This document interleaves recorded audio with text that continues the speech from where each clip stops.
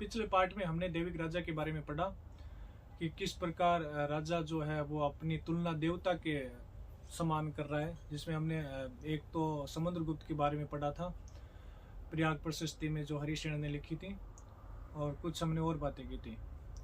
आज हम उससे आगे के बिंदु पर चर्चा करते हैं। अगला जो हमारा बिंदु है वो है बदलता हुआ देहात। बदलता हुआ देहात।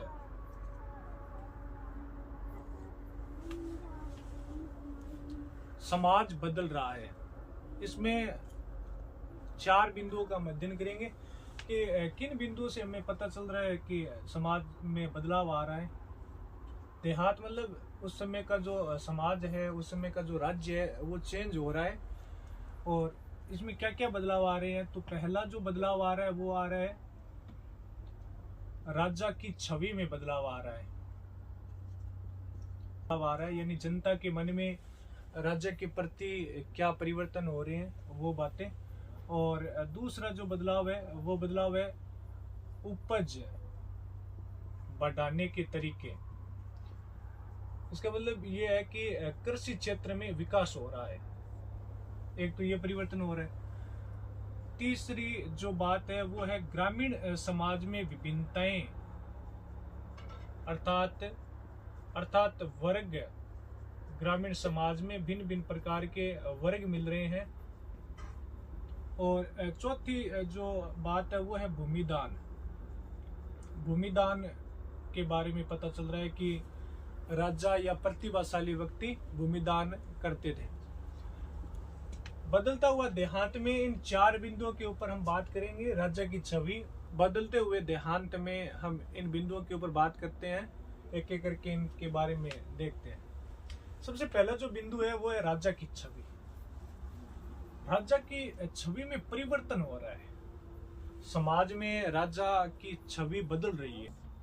प्रथम शताब्दी के आसपास की, वहां पर धीरे धीरे समाज में बदलाव हो रहा है। राजा की छवि जनता के मन में किस प्रकार है, तो राजा की छवि के बारे में एक तो बौद्ध ग्रंथों में जो जातक कथाएं हैं, जातक कथाएं, इनसे पता चलता है कि समाज में राजा की क्या छवि थी। और एक जो है वो है विष्णु शर्मा का पंचतंत्र ग्रंथ।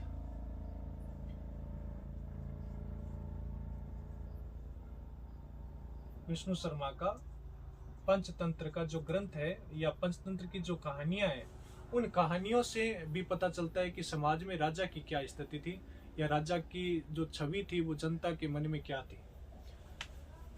बौद्ध ग्रंथों में प्रमुख रूप से एक जातक कथा मिल रही है हमें, गंध तिंदु नामक जातक कथा। गंध तिंदु नामक जातक कथा। इस प्रकार प्रजा जो है वो कुटिल राजा से दुखी हो जाती है। इस कहानी में बताया गया है कि कुटिल जो राजा है वो अपनी बारे में जानकारी पता करने के लिए राज्य में भ्रमण करता है, वेश बदलकर। वो राज्य में जब जाता है तो वो सुनता है लोगों से कि लोग आपस में बात कर रहे हैं कि रात के समय तो डकैत आकर उन्हें परेशान करते हैं, लूटपाट होती है जिसके ऊपर राजा कोई भी ध्यान नहीं दे रहा है, और सुबह के समय राजा के जो अधिकारी हैं वो टैक्स लेने आ जाते हैं। काम 1 रुपये का करते नहीं है और टैक्स लेने और आ जाते हैं, और परेशान होकर जनता राजा से और जंगलों की ओर चली जाती है। यह गंध तिंदु नामक जातक कथा में कहानी दी गई है। हमारे इतिहासकारों ने यह अनुमान लगाया है कि समाज में राजा की जो छवि है, जो एक उनके रक्षक के रूप में, कि जनता की रक्षा करेगा राजा, उस छवि में धीरे धीरे परिवर्तन आ रहा है कि कुटिल यदि हो जाए, राजा काम नहीं करे, तो जनता उससे दुखी भी हो सकती है और उसकी निंदा भी कर सकती है। अगला जो हमारा बिंदु है वो है उपज बढ़ाने के तरीके। उपज बढ़ाने के तरीके। उपज बढ़ाने के तरीकों में 2 प्रकार के तरीकों पर हम बात करेंगे। एक तो जो तरीका है वो है लोहे के हल का प्रयोग। लोहे के हल का प्रयोग। लोहे के हल के प्रयोग के बारे में सर्वप्रथम में जो हमें जानकारी मिल रही है वो मिल रही है कि गंगा और कावेरी नदियों के उपजाऊ जो भाग हैं, इन उपजाऊ भागों में पहली बार किसान वर्ग लोहे के हल का प्रयोग कर रहा है, जिसके कारण कृषि पैदावार लगातार बढ़ रही है, कृषि का विकास हो रहा है। और दूसरा उपज बढ़ाने के तरीकों में शामिल है तालाब, कुएं और नहरों से सिंचाई के प्रमाण मिल रहे हैं। किस आधार पर हम कह रहे हैं कि ये लोग तालाब, कुओं और नहरों से सिंचाई कर रहे थे? अभिलेख मिल रहे हैं। अभिलेखों में जिक्र मिल रहा है कि राजा या प्रतिभाशाली व्यक्ति किसानों के लिए कुएं बनाने का कार्य करता था और किसान फिर इनका उपयोग करके अनाज उत्पादन बढ़ाने का कार्य करते थे। उपज बढ़ाने के तरीकों के बाद अगला बिंदु हम ले रहे हैं ग्रामीण समाज में विभिन्नताएं।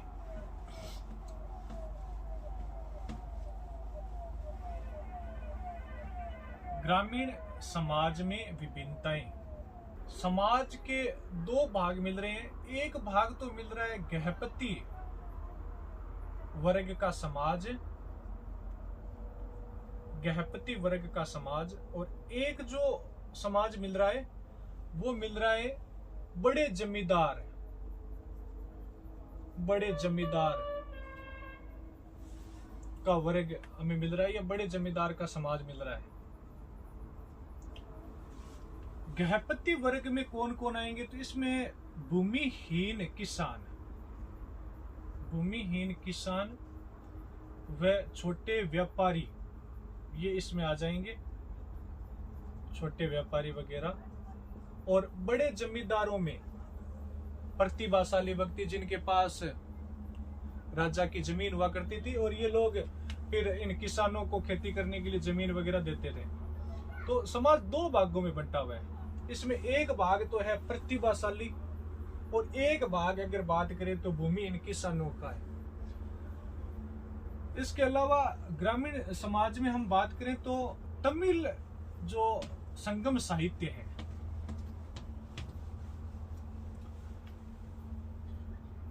तमिल संगम साहित्य में ग्रामीण समाज में 4 वर्ग बताए हैं। ग्रामीण समाज में 4 वर्ग हमें बता रहे हैं। तमिल संगम साहित्य में ग्रामीण समाज 4 वर्गों में बंटा हुआ है। अब वो 4 वर्ग कौन कौन से हैं वो हम थोड़ा बात कर लेते हैं कि वो कौन कौन से वर्ग हैं। तो पहला जो वर्ग है वेलालर। वेलालर, वेलालर शब्द बड़े जमींदारों के लिए प्रयोग किया गया है। बड़े जमींदार वेलालर कहलाते थे। और दो मिल रहा है वो मिल रहा है हलवाहा। तीसरा जो वर्ग मिल रहा है वो मिल रहा है उल्वर। और चौथा जो वर्ग मिल रहा है वो मिल रहा है दास अणिमयी का वर्ग।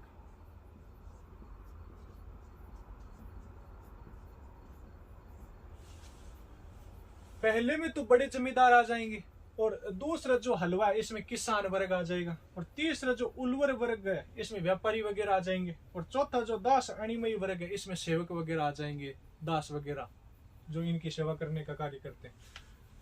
तो ग्रामीण समाज तमिल संगम साहित्य में 4 प्रकार या 4 वर्ग हमें मिल रहे हैं। ग्रामीण समाज में एक वर्ग तो हमने पहले बात की, छोटे किसानों का जो गृहपति समाज कहलाता है, और एक बड़े जमींदारों का वर्ग प्रतिभाशाली।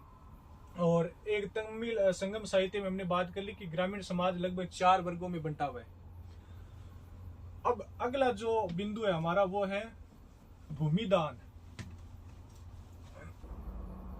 चौथा बिंदु है भूमिदान। और भूमिदान में इस समय सबसे उल्लेखनीय भूमिदान मिल रहा है प्रभावती गुप्त का। कौन है प्रभावती गुप्त? प्रभावती गुप्त है चंद्रगुप्त द्वितीय की पुत्री। गुप्त वंश के शासक है चंद्रगुप्त द्वितीय। इनकी पुत्री है प्रभावती गुप्त, इन्होंने एक गांव का दान किया, दंगुन गांव। किसको किया? चंदाल स्वामी को।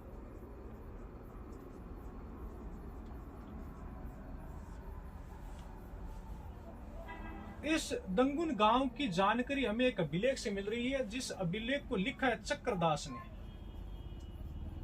चक्रदास ने अभिलेख लिखा है, उस अभिलेख से हमें इस दंगुन गांव के दान की जानकारी मिल रही है। प्रभावती गुप्त ने इस अभिलेख में लिखा है कि इस गांव को दान में छूट है। यह गांव अपना जो भी टैक्स वगैरह है वो टैक्स चंदाल स्वामी को देवे, यानी इसको हमने ये गांव दे दिया है, अब राजा को आपको टैक्स देने की जरूरत नहीं है, ये गांव अब राजा को टैक्स देने से मुक्त है। दूसरा, यहाँ पर वो लिखवा रही है इस अभिलेख में कि ये गांव जब भी यहाँ से सैनिक वगैरह गुजरे तो उनको सहायता करे तो इनकी मर्जी है, और नहीं भी करे तो कोई दिक्कत नहीं होगी। तो इस गांव का जो दान है वो उल्लेखनीय है। मतलब ये यहाँ से स्पष्ट ये हो रहा है कि राजा या प्रतिभाशाली व्यक्ति जिस भी गांव को दान में दे देता था, वो गांव पूर्ण रूप से राजा के नियंत्रण से, वो गांव के लोग राजा को टैक्स देने से एक प्रकार से मुक्त हो जाते थे। एक प्रकार से वहां पर लोग अपनी इच्छा के अनुसार जीवन व्यतीत करते थे। दो प्रश्न यहाँ पर बन रहे। एक तो इस समय हमें एक तो ये जानकारी मिलती है कि महिलाओं को भूमिदान देने का अधिकार नहीं था, तो फिर प्रभावती गुप्त भूमिदान कैसे कर रही है? यहाँ पर प्रभावती गुप्त भूमिदान इसलिए कर रही है क्योंकि इतिहासकार ये मान रहे हैं कि ये एक रानी है और रानी को शायद ये अधिकार था। इसके अलावा एक प्रश्न यदि इसमें और बात करें हम, तो एक प्रश्न जो इसमें बन रहा है वो एक प्रश्न और बन रहा है, ये भूमिदान राजा वगैरह क्यों करते थे? ये प्रश्न है। इसका उत्तर इतिहासकारों ने बताया है कि इसमें भी इस प्रश्न को लेकर इतिहासकारों के बीच मतभेद है। कई इतिहासकार तो मान रहे हैं कि भूमिदान शायद इसलिए करते थे क्योंकि राजा अपनी छवि जो है वो जनता में बढ़िया बनाना चाहता था, और कई इतिहासकार मान रहे हैं कि राजा का जो सामंतों के ऊपर राजनीतिक प्रभुत्व है वो कमजोर हो रहा था, तो राजा अपने सपोर्ट के लिए प्रजा में भूमिदान करके प्रजा को अपनी तरफ कर रहा था, ताकि वो जो राजनीतिक प्रभुत्व है जमींदारों के ऊपर वो कंटिन्यू बना रहे। हालांकि इस पर मतभेद है, लेकिन जो भी हो, भूमिदान राजा वगैरह करते थे और जिससे समाज में परिवर्तन होते थे। अर्थात जिस गांव था उस गांव के लोग अब राजा के प्रति नहीं, बल्कि जिस व्यक्ति को गांव दान में दिया उसके प्रति, वो उस व्यक्ति के नियमों का पालन करते थे जिस व्यक्ति को गांव दान में दिया है राजा ने। तो आज के टॉपिक में हमने बदलते हुए देहात में 4 प्रमुख बिंदुओं पर बात की, जिसमें सबसे पहले हमने पढ़ा राजा की छवि जनता में, जिसमें 2 ग्रंथ हमें मिल रहे हैं। एक तो बौद्ध ग्रंथों में जातक कथाएं और एक विष्णु शर्मा का पंचतंत्र। फिर हमने उपज बढ़ाने के तरीकों में 2 तरीके पढ़े। एक तो लोहे के हल का प्रयोग जो 6ठी शताब्दी ईसा पूर्व में गंगा और कावेरी नदियों में, और एक हमने पढ़ा कुओं, तालाबों और नहरों से सिंचाई के प्रमाण जो अभिलेखों से मिल रहे हैं। इसके अलावा ग्रामीण समाज में विभिन्नताएं, जिसमें एक गृहपति वर्ग और एक प्रतिभाशाली जमींदारों का वर्ग, और अंतिम में हमने पढ़ा भूमिदान, जिसमें प्रभावती गुप्त का भूमिदान का उल्लेख वो मिल रहा है हमें। आगे का चर्चा हम अगले पार्ट में करेंगे। तब तक सभी को धन्यवाद।